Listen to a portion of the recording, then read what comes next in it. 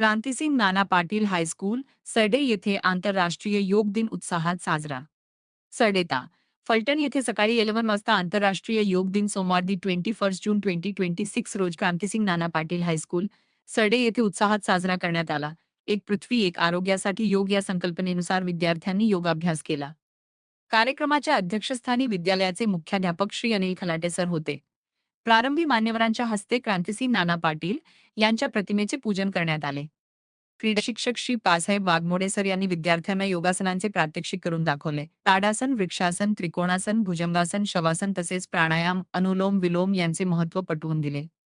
रोज 20 मिनिटे योग केल्याने शारीरिक व मानसिक आरोग्य चांगले राहते, एकाग्रता वाढते, असे त्यांनी सांगितले.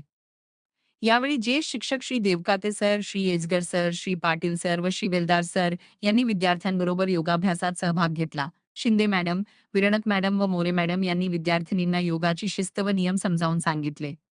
मुख्याध्यापक श्री खलाटे सर यांनी मनोगतात सांगितले की परीक्षेचा ताण, मोबाईलचा अतिवापर यामुळे मुलांची झोप व एकाग्रता बिघडते.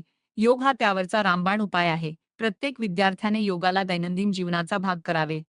कार्यक्रम यशस्वी करण्यासाठी शिक्षकेतर कर्मचारी लेखनिक श्री बेलदार, श्री जाधव व श्री भोईटे यांनी विशेष सहकार्य केले. कार्यक्रमाचे सूत्रसंचालन श्री वाघमोडे सर यांनी केले. याप्रसंगी सर्व शिक्षक, शिक्षकेतर कर्मचारी व विद्यार्थी मोठ्या संख्येने उपस्थित होते.